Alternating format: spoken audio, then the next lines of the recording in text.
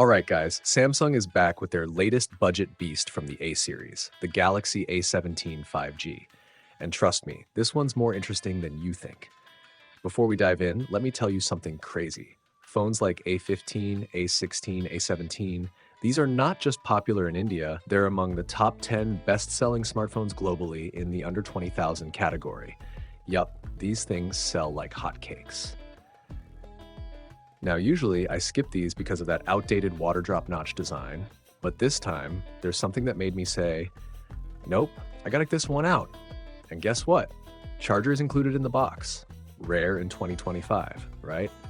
So yeah, let's unbox it and see what Samsung is bringing to the table this year. On white box, Galaxy A17 5G branding right up front. Inside we have the phone with those flat sides, looking clean and premium. And yes, Samsung gives you a 25-watt charger in the box, along with a USB-C to C cable, SIM ejector tool, and the usual documentation. That's it. Simple and clean. First impressions, design and build.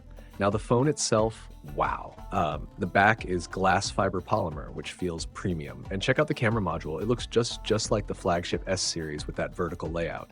In-hand feel, really good. Balanced weight distribution, feels lighter than it is. On the scale, it's around 193 grams, but honestly, it doesn't feel that heavy at all. Small hands, might feel a little big, but overall, solid build quality.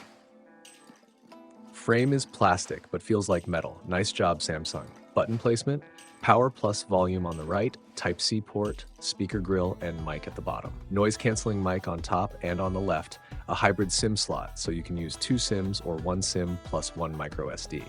Oh, and yes, Gorilla Glass Victus protection on the front. That's impressive in this price range. Let's test that durability real quick. Drops on table multiple times. Yup, nothing happened. Solid. Display. Let's fire it up. 6.7-inch Super AMOLED display, 90Hz refresh rate, 1100 nits brightness in HBM mode. So whether you're indoors or outdoors, no problem. Bezels, average. Chin, average too. And yes, there's still a water drop notch, but hey, it's AMOLED, so I'll take that trade-off any day. Specifications and performance. Under the hood, we've got the Exynos 1330 built on 5nm. There are 3 variants, 6 plus 128GB, 8 plus 128GB, and 8 plus 256GB. Price, at launch, it should be between 16K and 21K. Probably around 17 to 18K for the base variant after offers. Battery, 5,000 mAh with 25 watts fast charging, and the charger is in the box. Antutu score, around 4.5 to 5 lakh. Not the best in the segment, but good enough for daily tasks and light gaming. COD mobile at 40 FPS, BGMI locked at 30 FPS for now, but might go up to 60 or even 90 FPS after updates. Thermals, good. 1 full day battery, no problem. Software and AI features. Now this is where Samsung kills it. One UI 7 on top of Android 15. Easily one of the best UI experiences in this segment. Smooth, feature-rich, and now with AI integration.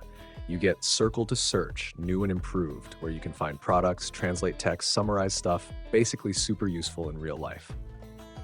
Then there's Gemini integration with Google. Long press the power button, and you can literally show something on screen and ask anything. You can even ask it to summarize a video and send it as a message to someone.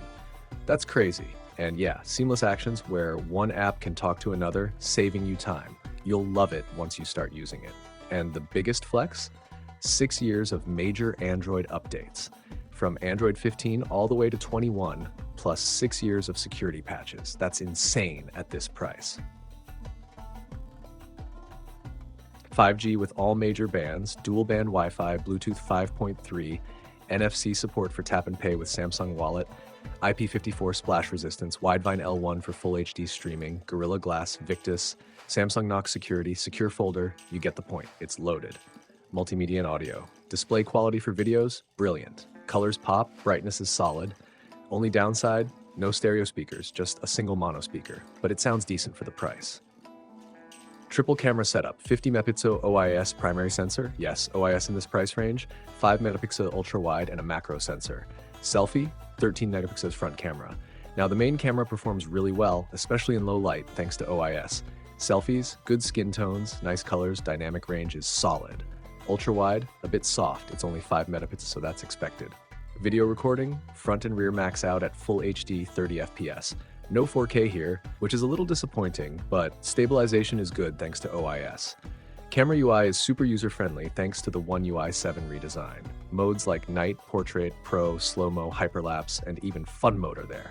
Final verdict, the Samsung Galaxy A17 5G. Water drop notch? Yes. Yes.